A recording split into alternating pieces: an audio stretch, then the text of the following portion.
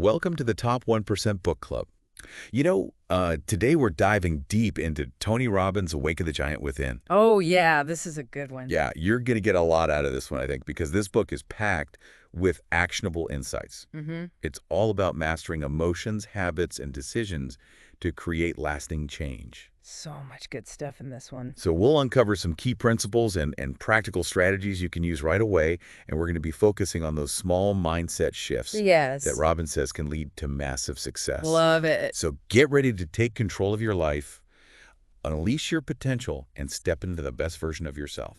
It's amazing how much power we actually have, over our lives when we understand the right levers to pull.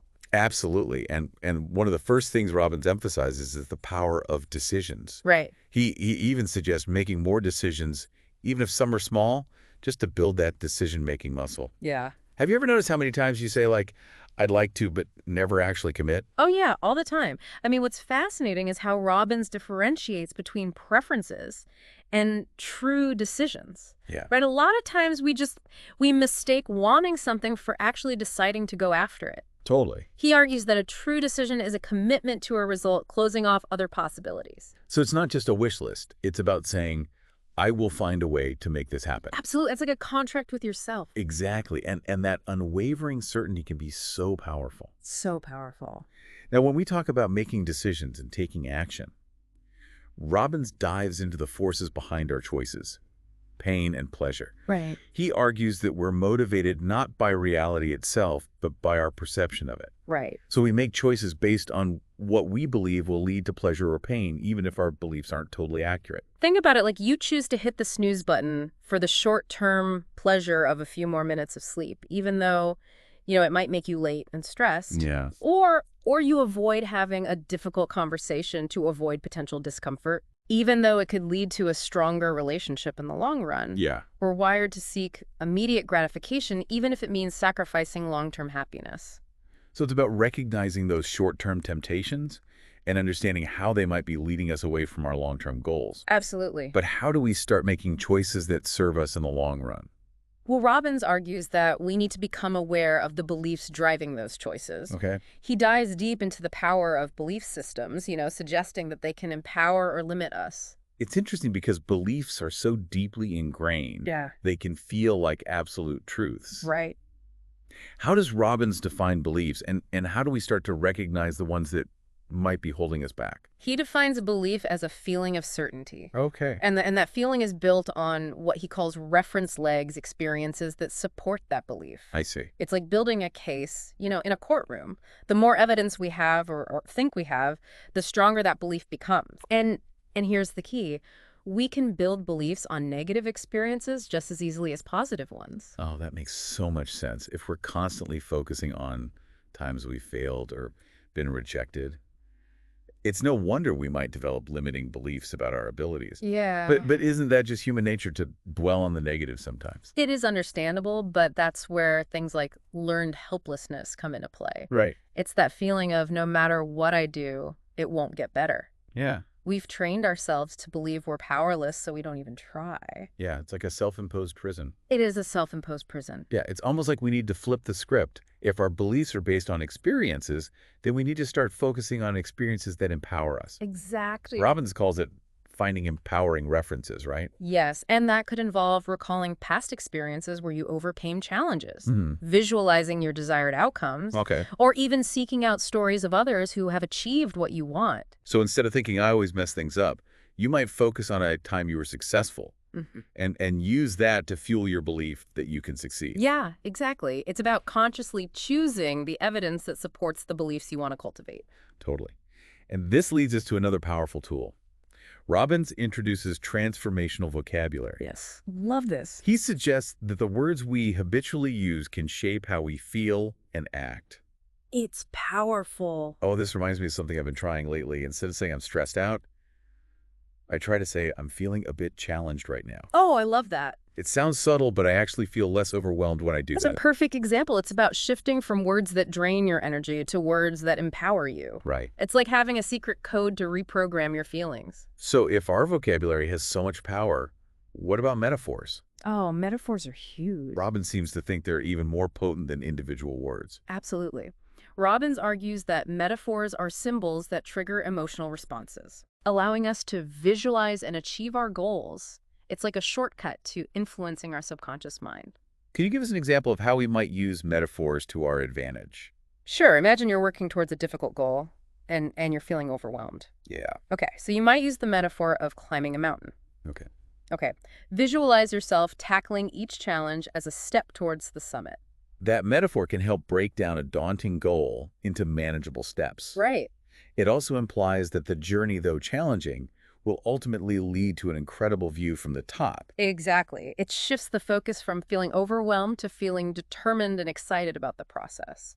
I like that. Right. This is all incredible, but I think a lot of us can relate to feeling like our emotions control us, not the other way around. Yeah. Where do we even begin to regain control? Robbins tackles that head on. He presents a 5-step process for mastering those emotions. First, he says we need to simply identify the emotion we're feeling. That sounds easy enough, but sometimes it's hard to even put a name to what we're feeling. We Right. just feel off.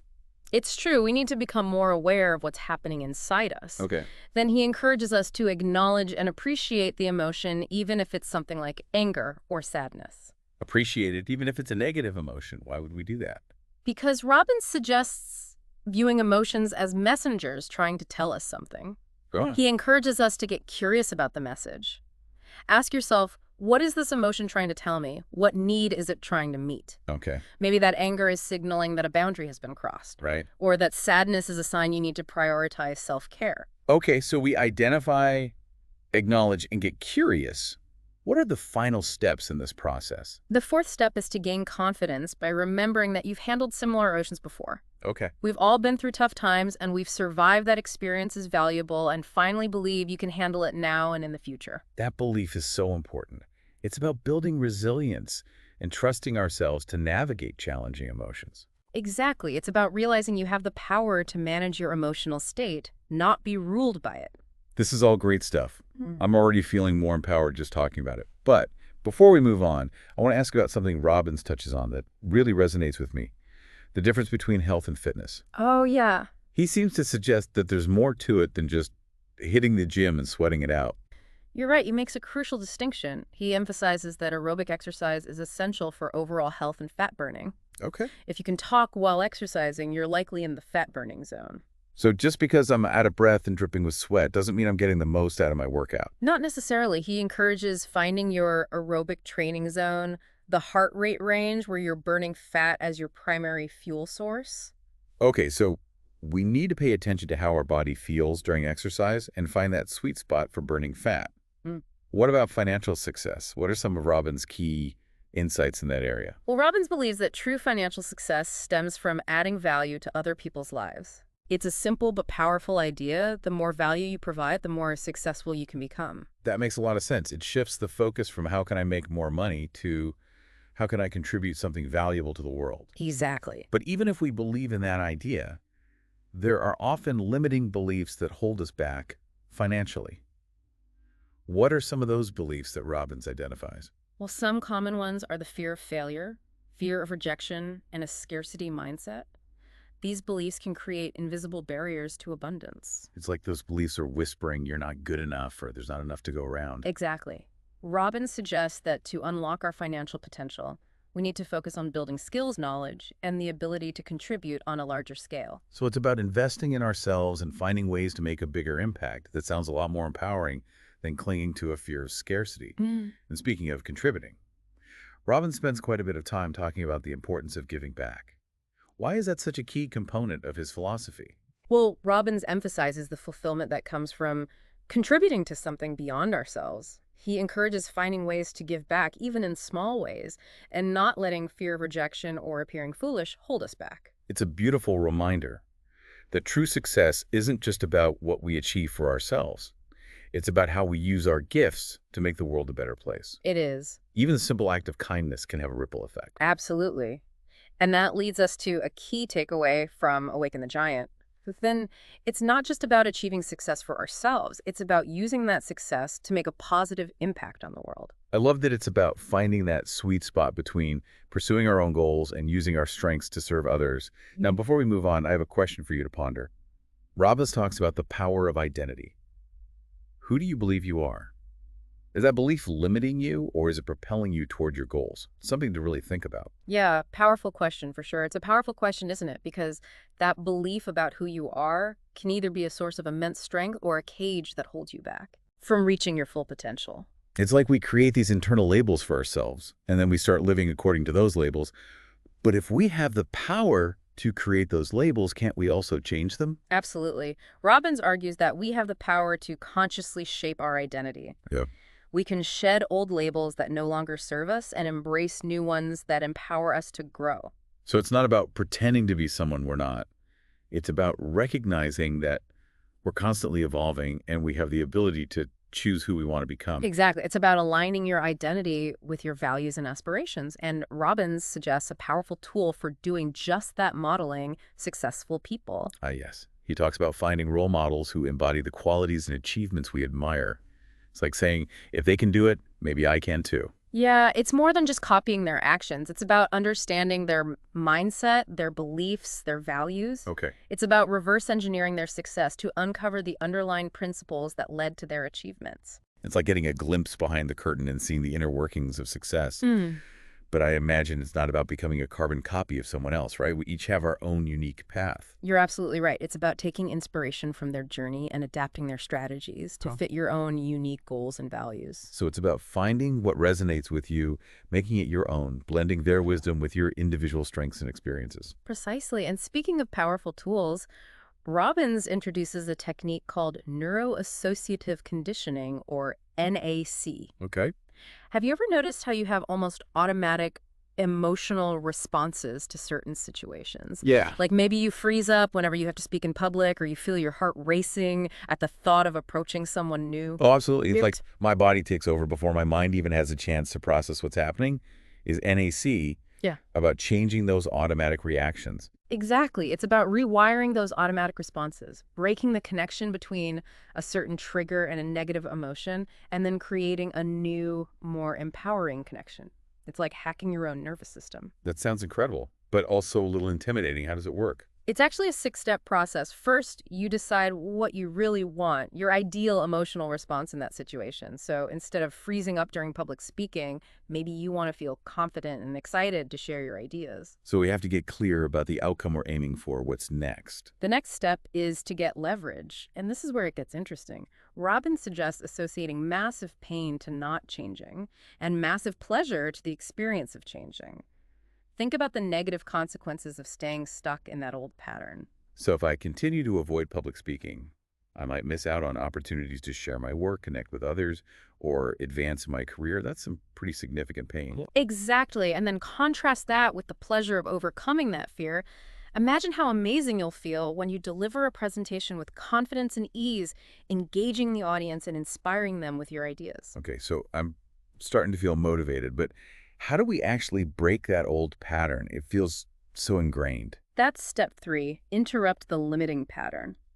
Robbins suggests techniques like pattern interrupts, literally disrupting your usual response. Maybe it's snapping your fingers, taking a deep breath, or using a funny phrase in your mind to shift your focus. So it's about jolting ourselves out of that automatic response and creating space for a new one to emerge.